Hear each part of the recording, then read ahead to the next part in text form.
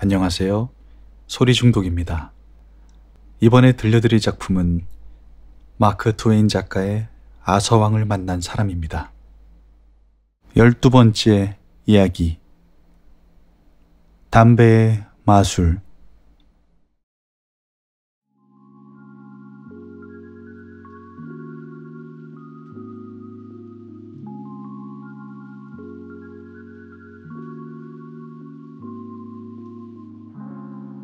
나는 아침 식사값으로 3페니를 지불했다. 12명분의 식사값 정도는 되는데 이 가족들을 기쁘게 해주고 싶었던 것이다. 자, 이제 출발이다.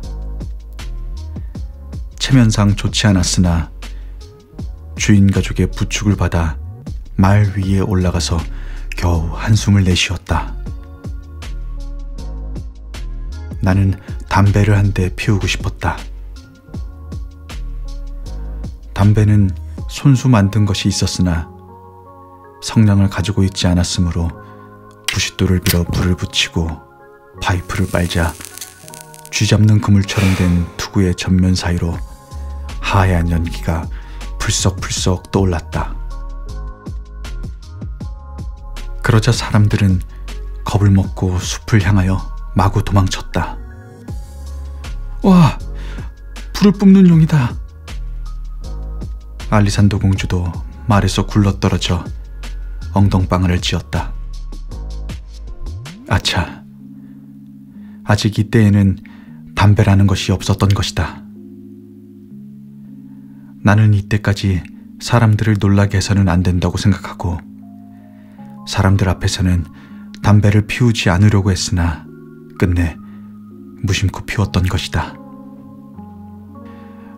아니, 뭘 대단치 않은 마법이기는 하나 해는 없다고 사람들을 달래기도 하고 거짓을 꾸며 설명을 하고 난 뒤 겨우 알리산도 공주를 말에 태우고 출발했다. 그날 밤은 들판의 작은 외딴 집에서 자고 다음 날은 하루 종일 넓은 들을 가로질러 갔다. 그 다음 날 오후의 일이었다. 내가 말 위에서 요령도 잡을 수 없는 생각들을 하고 있는데 알리산도 공주가 외쳤다. 조심하셔요. 위험합니다. 무엇을 조심하라는가 하고 나는 앞쪽을 보니 있어. 저쪽 나무 그늘에 무장한 6명 정도의 기사가 부하를 데리고 이쪽을 엿보고 있었다. 과연 위험하다. 이쪽에서는 아무것도 하지 않는데 저쪽에서 싸움을 걸어오는 것이 기사도라는 것이니까. 알리산도 공주는 재빨리 말에서 미끄러져 내렸다. 조심? 파이프의 연기 말이구나. 공주도 그것을 마법이라 생각하고 있다. 나는 파이프를 입에 물고 부싯돌을 찰칵찰칵 했다. 그러자 상대방은 한 덩어리가 되어 돌풍처럼 돌진해왔다. 기사 이야기를 읽으면 그들은 꽤 예의범지를 지켜 한 번에 한 사람씩의 승부로 되어 있는데 그런 것은 거짓말이다. 한 무리가 되어 머리를 숙이고 투구의 새털을 나부끼며 창을 내밀고 이건 좀 구경거리이다. 나는 담배를 천천히 가득 빨아들이고 놈들이 막 나를 향하여 쳐들어오려고 할 때 힘껏 연기를 내뿜었다. 연기가 자욱하나 그 연기를 통하여 놈들이 어쩌나 하고 바라보았더니 놈들은 크게 당황하는 모양이었다. 이것은 아까보다 더 희한한 꼴이었다. 놈들은 200~300m 뒤로 물러서서 내 쪽을 보고 있다. 잘 되었다고 기뻐한 것도 순간 나는 겁이 났다. 알리산더 공주를 뒤돌아보았더니 공주는 기쁜 듯했다. 안심하고 있는 모양이다. 그래서 나는 말했다. 오늘은 마법의 효력이 약하므로 이때 도망치는 것이 좋겠어. 무슨 말씀이십니까? 당신의 마법으로 적은 싸울 기력도 잃고 있습니다. 곧 항복할 겁니다. 정말인가? 놈들은 그같이 천진한가? 아무래도 오늘은 마법이 잘 되지 않으니까 놈들은 이제 곧 또 습격하여... 그렇지는 않습니다. 그런 허세를 부리는 기사들이... 그러나 이쪽 동종을 살피고 있지 않습니까? 저 사람들은 더 이상 도망치면 당신에게 목숨을 빼앗긴다고 생각하고 있는 거예요.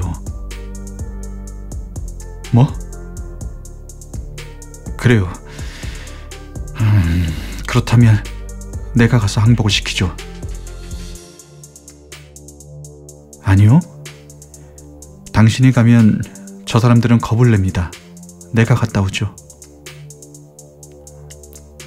알리산더 공주는 척척 나아갔다. 그리고 기사들에게 이야기하자 기사들은 공손히 절을 하고 온순하게 물러갔다. 알리산더 공주가 되돌아왔다.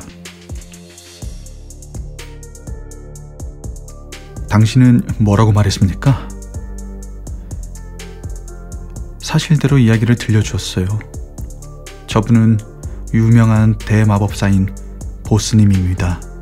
라는 말만 했는데도 기사들은 겁내고 항복했습니다. 그리고 이제부터 곧 아서왕의 궁전에 가서 딸과 갑옷과 투구를 바치고 그런 후에 당신의 부하가 되겠다고 맹세를 했습니다. 나는 알리산더 공주의 훌륭한 교섭에 탐복하고 말았다. 나보다 훨씬 단수가 높다. 나는 공주를 어느 정도 바보로 생각하고 있었는데 그것은 시대에 뒤떨어진 것으로서 할 수 없었을 것이다. 오히려 장래가 촉망되는 좋은 아가씨일지도 모른다.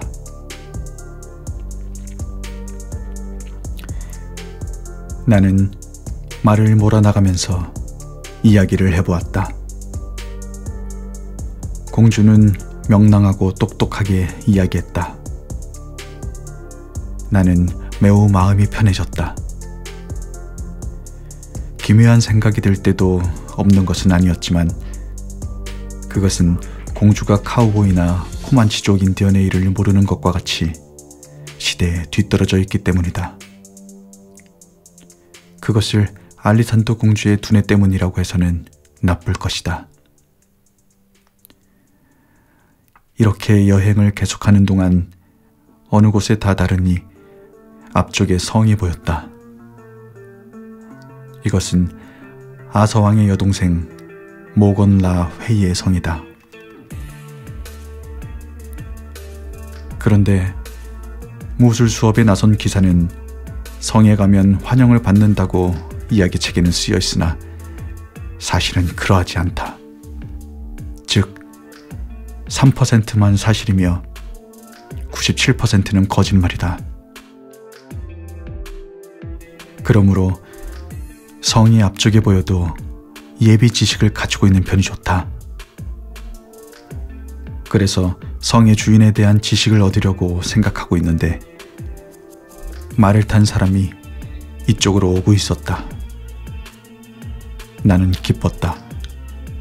왜냐하면 그 사나이는 널빤지를 앞에 세우고 있었는데 거기에는 이러한 선전문이 씌어져 있었기 때문이다.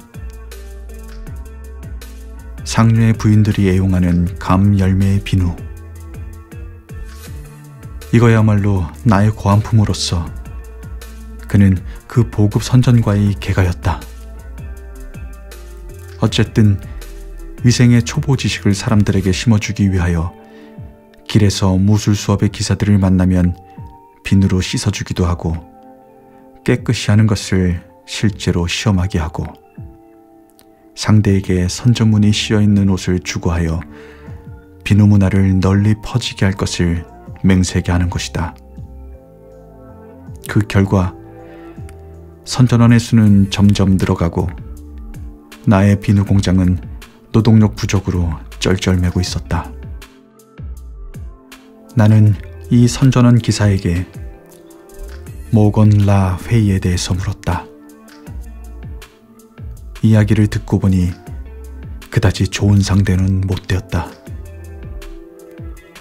그러므로 기대가 어긋나서 실망하지 않을 만큼만 마음의 준비를 하고 우리들은 거기서 묵기로 했다. 이 모건 라 회의는 마법사로서 백성들이 무서워하는 아주머니였다. 나이는 조금도 먹지 않고 언제까지나 젊고 아름답고 잔인해서 사람을 죽이는 것 같은 일짐은 아무렇지도 않게 생각하고 있었다. 이 아주머니는 아서왕과 매우 사이가 좋지 않았다. 그렇게 씌어져 있는 아서왕 이야기의 한 구절을 잊어버리고 있었으므로 나는 아차 하는 순간 아주머니 앞에서 아서왕을 칭찬하고 말았다. 그때 아주머니가 성낸 것이야말로 당장에 나를 잡아 옥에 쳐넣으려고 했다. 그때 알리산도 공주는 조금도 떠들지 않고 자신만만하게 외쳤다. 기다려. 정신이 돈 가엾은 자들. 자신이 자신을 멸망시키고 싶은가? 이분은 보스경유로소이다. 이 말은 효과 100% 적중했다.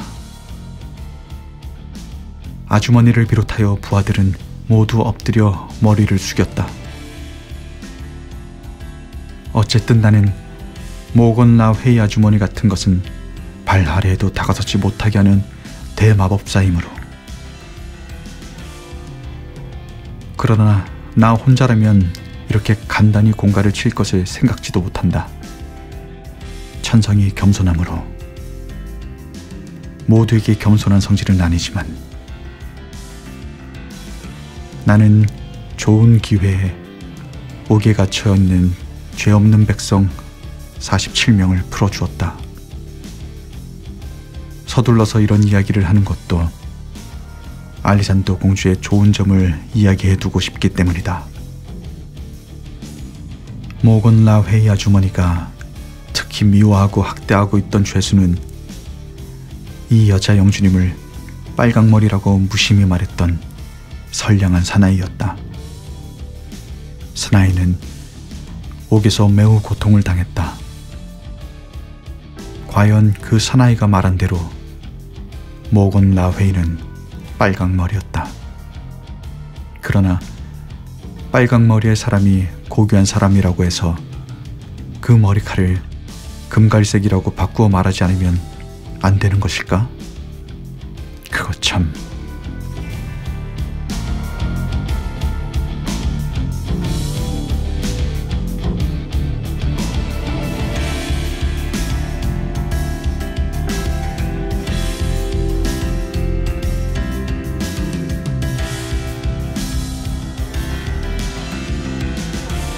지금까지 소리중독이었습니다. 함께 해주셔서 감사합니다.